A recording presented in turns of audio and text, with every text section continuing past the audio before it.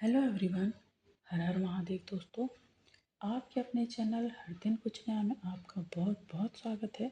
तो आज की वीडियो में हम सुनेंगे कामिका एकादशी व्रत कथा को। तो कथा का श्रवण करने के लिए चैनल पर बने रहें और वीडियो को स्किप बिल्कुल ना करें, वीडियो में अंत तक बने रहें। तो चलिए कथा का श्रवण करते हैं। और यदि आपने अभी तक चैनल को सब्सक्राइब नहीं किया है तो चैनल को सब्सक्राइब अवश्य करें, साथ ही बेल आइकन को प्रेस करें। इससे ये होगा कि मैं कोई भी वीडियो अपलोड करूँगी तो उसकी नोटिफिकेशन सबसे पहले आपके पास पहुँच जाएगी। तो चलिए कथा का श्रवण करते हैं।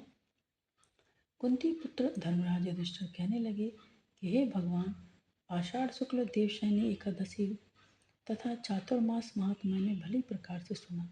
अब कृपा करके श्रावण कृष्ण एकादशी का क्या नाम है वो भी बताइए, और इसकी कथा क्या है वो भी आप मुझे सुनाइए। श्री कृष्ण भगवान कहने लगे, हे युधिष्ठिर, इस एकादशी की कथा एक समय स्वयं ब्रह्मा जी ने देवर्षि नारद से कही थी, वही मैं तुमसे कहता हूँ। नारद जी ने ब्रह्मा जी से पूछा था कि हे पितामह, श्रावण मास के कृष्ण पक्ष की एकादशी की कथा सुनने की मेरी इच्छा है। उसका क्या नाम है, क्या विधि है और उसका महात्म्य क्या है, सो आप कृपा करके मुझसे कहिए। नारद जी के वचन सुनकर ब्रह्मा जी ने कहा, हे नारद, लोगों के हित के लिए तुमने बहुत सुंदर प्रश्न किया है। श्रावण मास की कृष्ण एकादशी का नाम कामिका है। उसके सुनने मात्र से वाजपेय यज्ञ का फल प्राप्त होता है। इस दिन शंख चक्र गदाधारी विष्णु भगवान का पूजन किया जाता है, जिनके नाम श्रीधर, हरि, विष्णु, माधव, मधुसूदन है। उनकी पूजा करने से जो फल मिलता है उसको सुनो।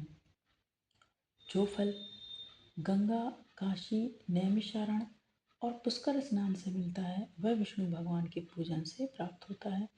जो फल सूर्य व चंद्र ग्रहण पर कुरुक्षेत्र और काशी में स्नान करने से, समुद्र वन सहित पृथ्वी दान करने से, सिंह राशि के बृहस्पति में, गोदावरी और गंडकी नदी में स्नान करने से भी प्राप्त नहीं होता, वह भगवान विष्णु के पूजन से प्राप्त होता है।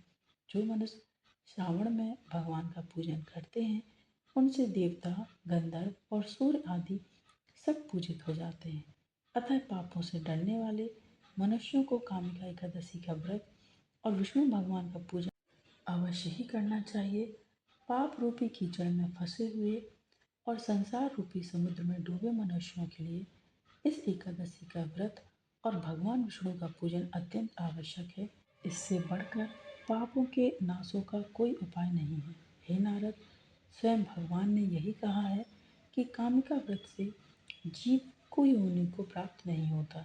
जो मनुष्य इस एकादशी के दिन भक्तिपूर्वक तुलसी दल भगवान विष्णु को अर्पित करते हैं वे संसार के समस्त पापों से दूर रहते हैं। विष्णु भगवान रत्न, मोती, मणि तथा आभूषण आदि से इतने प्रसन्न नहीं होते जितने कि तुलसी दल से। तुलसी दल पूजन का फल 4 भार चांदी और 1 भार स्वर्ण के दान के बराबर होता है। हे नारद, मैं स्वयं भगवान की अति प्रिय तुलसी को सदैव नमस्कार करता हूँ। तुलसी के पौधे को सींचने से मनुष्यों की सब यातनाएं नष्ट हो जाती हैं। तुलसी के दर्शन मात्र से सब पाप नष्ट हो जाते हैं और स्पर्श से मनुष्य पवित्र हो जाता है।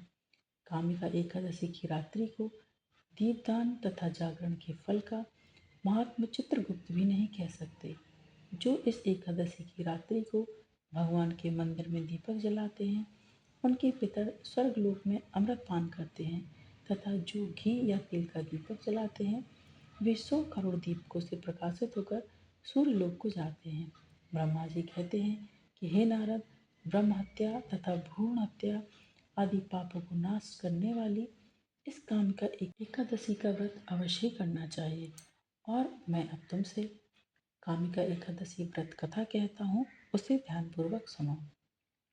प्राचीन समय में एक गांव में पहलवान रहता था। वह दिल का बेहद अच्छा इंसान था, लेकिन उसका स्वभाव बहुत क्रोध करने वाला था, इसलिए उसकी कभी कभी किसी से बहस हो जाती थी। एक बार उसने ब्राह्मण से झगड़ा कर लिया।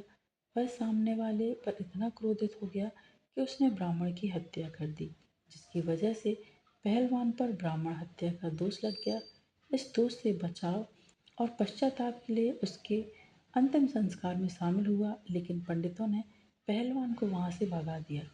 इसके बाद पंडितों ने ब्राह्मण की हत्या का दोषी मानकर पहलवान का सामाजिक बहिष्कार कर दिया। साथ ही ब्राह्मणों ने पहलवान के घर के सभी तरह के धार्मिक कार्य करने से इनकार कर दिया। इसके बाद पहलवान बेहद परेशान हुआ और उसने साधु से पूछा कि वह कैसे ब्राह्मण की हत्या के दोष से मुक्त हो सकता है। ऐसे में साधु ने सावन माह में पड़ने वाली कामिका एकादशी व्रत करने की सलाह दी। पहलवान ने कामिका एकादशी व्रत का विधि विधान से पालन किया। इसके बाद एक बार पहलवान रात को सो रहा था, तभी श्री हरि ने उसे स्वप्न में दर्शन दिए और उसे ब्रह्म हत्या के दोष से मुक्त कर दिया।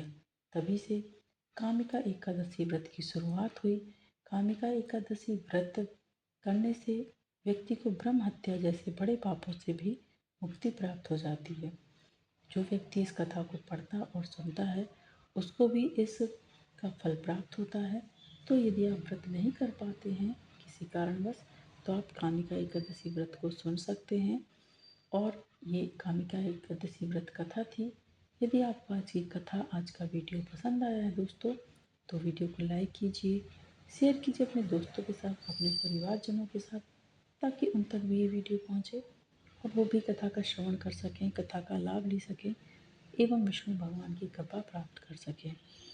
आगामी व्रतों एवं त्योहारों की जानकारी के लिए चैनल पर बने रहें। मिलते हैं नेक्स्ट वीडियो में दोस्तों। हर हर महादेव, श्रीमन नारायण।